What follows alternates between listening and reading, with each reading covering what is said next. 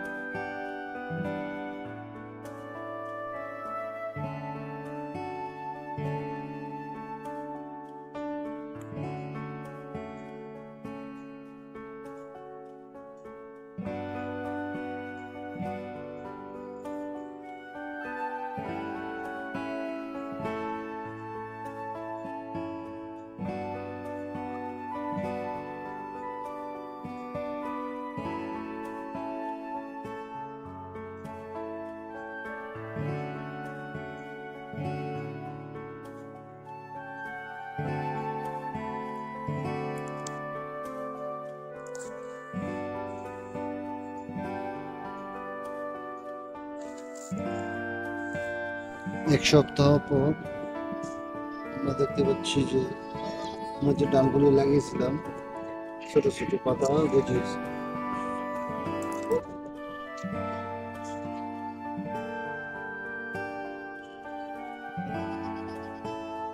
সাথে কচু গাছগুলো নতুন নতুন পাতা গজাচ্ছে, আগের যে পাতা ছিল সেগুলো পড়ে গেছে।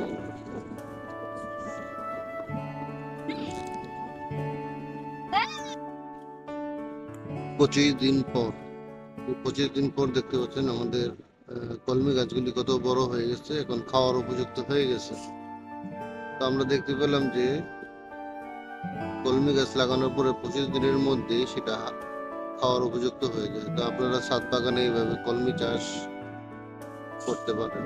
অল্প একটু মাটির মধ্যে আপনারা কলমি গাছের এগুলি বাজার থেকে নিয়ে এসে এগুলি লাগালে অল্প দিনের মধ্যে আমরা এগুলি কলমি শাক খেতে পারবেন। তো ধন্যবাদ সবাইকে, আল্লাহ হাফেজ।